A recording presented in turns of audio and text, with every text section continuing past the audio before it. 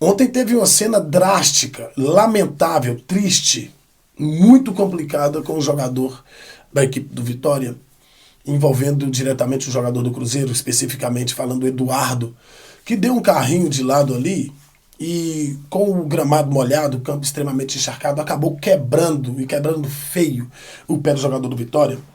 E isso vem causando muitas controvérsias.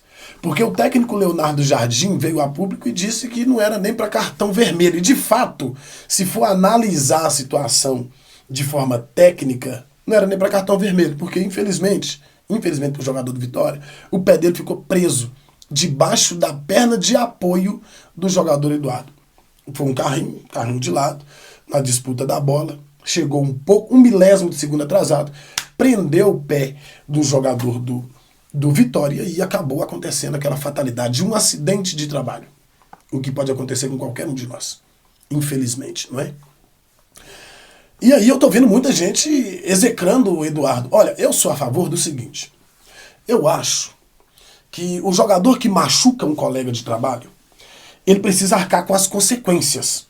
Desde que seja comprovada de forma visível, porque as câmeras estão aí, que o jogador teve a intenção de causar aquela fratura, de machucar o jogador e tirar ele de combate. Eu uso como exemplo o caso do Marcelo do Fluminense, no ano retrasado, na Copa Libertadores da América. Quebrou a perna de um jogador na mais pura maldade. Eu entendo o seguinte, todo jogador que faz isso, que vai na maldade, que machuca o seu companheiro de profissão, ele precisa ficar no estaleiro o mesmo tempo que o jogador machucado ficar. Na minha avaliação, na minha concepção, não existe nem, não precisa nem de ir a júri.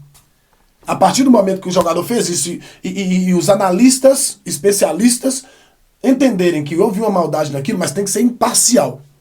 O jogador tem que ficar fora até o seu momento, até o momento de recuperação daquele que ele tirou do combate. No caso do Eduardo, eu vejo com muita diferença, assim. Eu acho que foi bem involuntária a situação. Só que aí, a gente precisa olhar também as condições de jogo que a CBF permitiu que aquela partida acontecesse. Gente, é uma coisa assim que é difícil até pra gente comentar, porque isso não vai mudar. Se fosse outros clubes, todo mundo sabe, o Cruzeiro é de Minas Gerais, o São Paulo, o Flamengo é do Rio de Janeiro, o Palmeiras de São Paulo, o VAR era de São Paulo e o árbitro do Rio de Janeiro. O Cruzeiro briga com essas duas instituições pela ponta da tabela.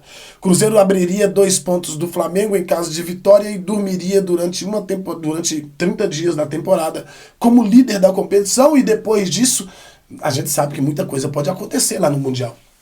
Tem equipes lá no Mundial que elas não vão voltar do jeito que elas estão indo, não.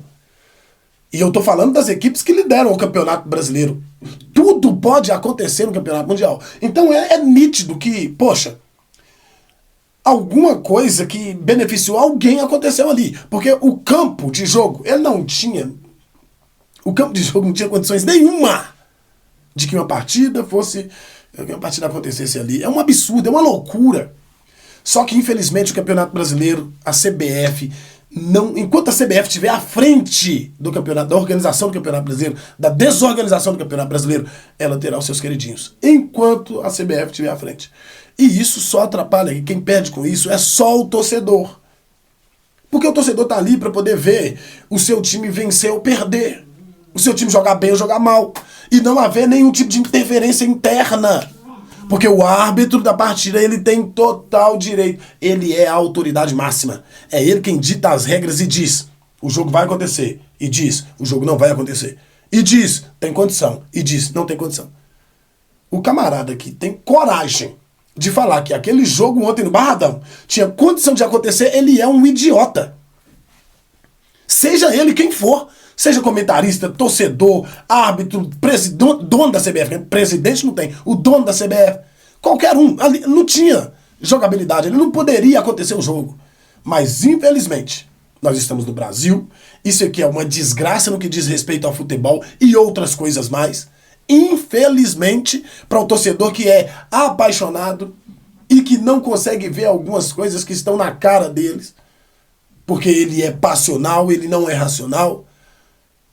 E aí você vai ver o torcedor do Flamengo, o torcedor do Palmeiras, o torcedor de outros clubes que estão brigando ali na parte de cima da tabela, normalizando essa situação. O jogo tinha que acontecer mesmo, mas se é o time dele, ele não vai gostar. Porque é assim, pimenta no olho dos outros é refresco. E não pode. Um jogo de uma dimensão, de uma importância que é aquele valendo liderança do Campeonato Brasileiro, acontecer no meio de um pasto alagado. É um absurdo. E ainda coloca em risco a saúde dos jogadores que têm o seu corpo como ferramenta de trabalho. E acontece o que aconteceu. Poderia ter acontecido com qualquer um. Tanto do Cruzeiro, tanto do Vitória. E acabou acontecendo, infelizmente, com o jogador do Vitória. E agora? Como é que fica? Vai punir o Eduardo? Hã? Não tem jeito não, cara. Se tem alguém para ser punido nisso daí, é a própria instituição, a entidade maior que rege o nosso futebol. Rege de forma horrenda. Infelizmente. É isso. E não vai mudar porque os clubes apoiam.